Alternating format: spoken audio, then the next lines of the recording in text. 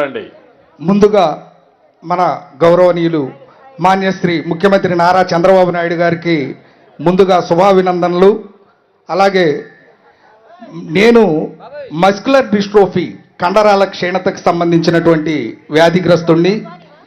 దాదాపు 15 సంవత్సరాల క్రితం నేను సదరం క్యాంపులో సర్టిఫికేట్ తీసుకుంటే 90% అంగవైకల్యం కలిగి ఉన్నాను.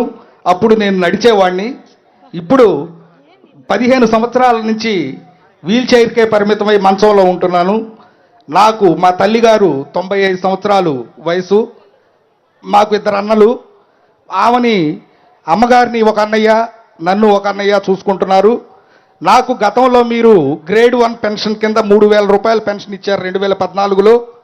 అలాగే 2019లో మా డిసీజ్ ఉన్నటువంటి వాళ్ళకి 2019లో 10,000 రూపాయలు పెన్షన్ ఇస్తామని చెప్పి హామీ ఇచ్చున్నారు. అలాగే ఆ రోజు దురదృష్టవశాత్తు మన ప్రభుత్వం రాకపోవడం, 2019 నుంచి 24 వరకు ఉన్నటువంటి దరిద్రం ఇంకా పోలేదని అప్పటి వరకు బాధపడ్డాము. అలాగే 2024లో మన ప్రభుత్వం వచ్చిన తర్వాత మా దురదృష్టం ఏంటంటే ఆ 5,000 పెన్షన్ పెంచినప్పుడు తెలుగుదేశం అభిమానులు కానీ సానుభూతి పరులు కానీ ఎవరైనా సరే ఉంటే వాళ్ళ పేర్లు తప్పించేసి మిగతా వాళ్ళకి 5,000 ఇవ్వడం జరిగింది. మేము అలాగే 6,000 రూపాయల పెన్షన్ ఇప్పుడు మీరు వచ్చిన తర్వాత పెంచి ఏదో 4 మెతుకులు అన్నం తింటున్నాం.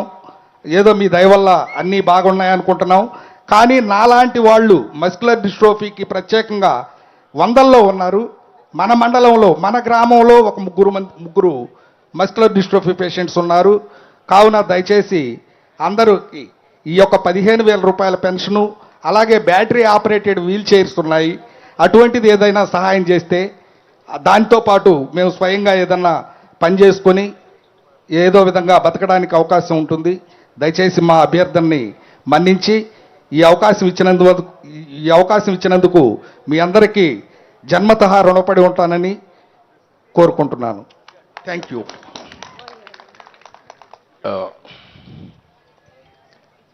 నీ పేరేంటా?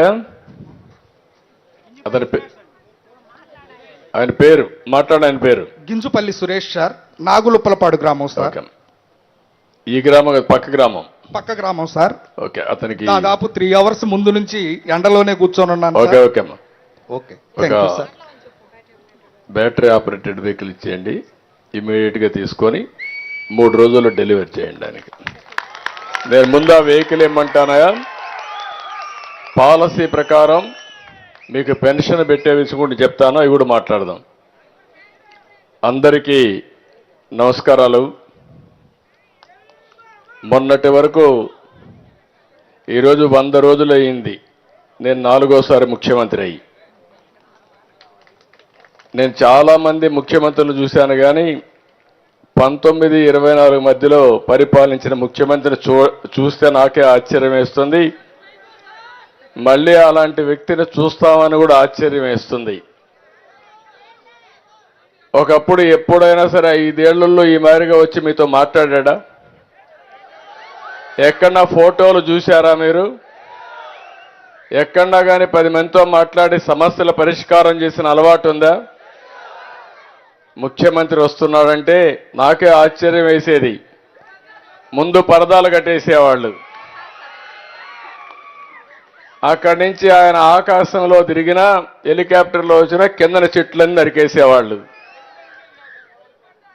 అంతేకాకుండా ఒక కర్ఫ్యూ వాతావరణం పెట్టేవాళ్ళు. బలవంతంగా డాక్రా సంఘాలందరినీ లాక్కొచ్చేవాళ్ళు. ఇష్టం ఉన్నా లేకపోయినా మీరు రావాలి, రాకపోతే రేషన్ కట్టు, పెన్షన్ కట్టు, నీళ్లు కూడా కట్టు అన్నమాట. బలవంతంగా మొబిలైజ్ చేసేవాళ్ళు. నేను టీవీలో చూసేవాడిని.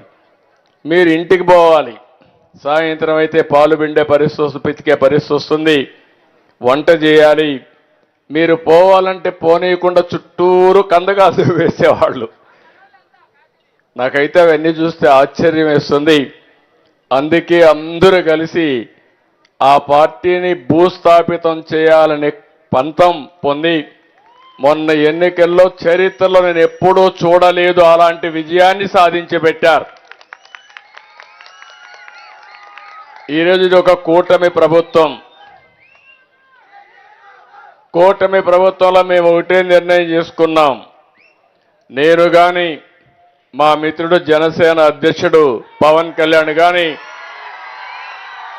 ఇంకో పక్కన బీజేపీ పార్టీ జాతీయ స్థాయిలో నరేంద్ర మోడీ గారి నాయకత్వం కానీ ఇవన్నీ కూడా మీరు ఒక్కసారి చూస్తే ఏ విధంగా పరిపాలనలో మార్పులు వచ్చాయో మీరే గుర్తుపెట్టుకోవాలి. ఈ 100 రోజుల్లో నా అనుభవాలన్నీ ఒకసారి మాట్లాడతాను. ఈరోజు నేను వచ్చినప్పుడు 3 ఇండ్లకి వెళ్ళాను.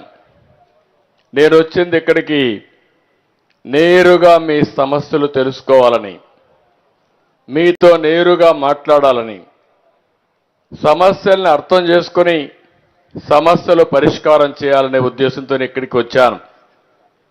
ఇప్పుడే మొట్టమొదటిసారిగా పటాస్ కజావలి ఇంటికి వెళ్ళారు.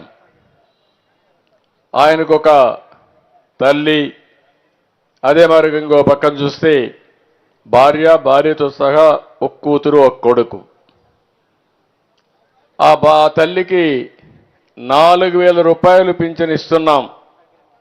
మీరందరూ ఒక విషయం గుర్తుపెట్టుకోవాలి. భారతదేశంలో ఏ రాష్ట్రంలో ఇవ్వని విధంగా నెలకు 4,000 రూపాయలు పింఛన్ ఇచ్చే ఏకైక ప్రభుత్వం ఈ రాష్ట్ర ప్రభుత్వం అని చెప్పి కూడా నేను మీకు తెలియజేస్తున్నా. మీకు కూడా అవసరాలు చాలా ఉన్నాయి.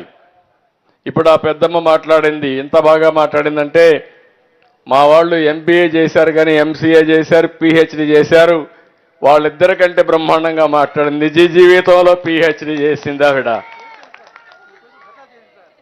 అలాంటివన్నీ కూడా మన అనుభవాలు మనం చూస్తూ ఉంటే గ్రామాల్లో కూడా ఎప్పటికప్పుడు మీరు అధ్యయనం చేస్తున్నారు. మేమేం పనులు చేస్తున్నామని చూస్తున్నారు, దానిపైన నిర్ణయం చేస్తున్నారు. కానీ నేను ఆలోచించింది ప్రతి ఒక్క ఇంటికి లాభం కలగాలని. నేను మొన్న మీరు చూస్తే 4,000 రూపాయలు ప్రతి ఒక్కరికి పింఛను పెంచాం. నేనే మొట్టమొదటిసారిగా పింఛన్లు పెట్టింది ఎన్టీ రామారావు గారు. 35 రూపాయలు పెట్టాడు ఆయన. దాన్ని 70 రూపాయలు చేశాను. ఆ తర్వాత 200 రూపాయలు చేస్తే నేను ముఖ్యమంత్రి అయిన తర్వాత ఒకటేసారి 5 ఏళ్లలో 2,000 రూపాయలు చేసిన పార్టీ తెలుగుదేశం పార్టీ ఆ రోజు. ఈరోజు 3,000 నుంచి 4,000 రూపాయలు చేశాం.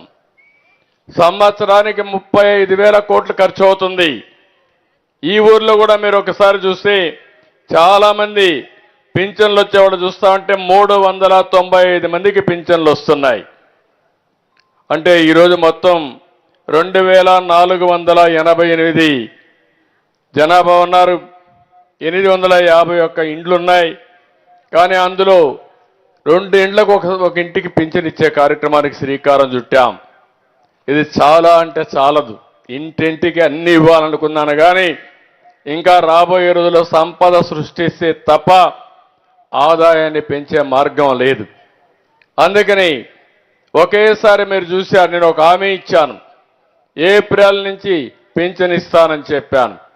ఇచ్చిన మాట ప్రకారం ఏప్రిల్ నుంచి కూడా పింఛన్ ఇచ్చి ఒకేసారి 7,000 రూపాయలు మీ ఇంటికి తెచ్చిచ్చిన ఘనత ఈ ప్రభుత్వానిది.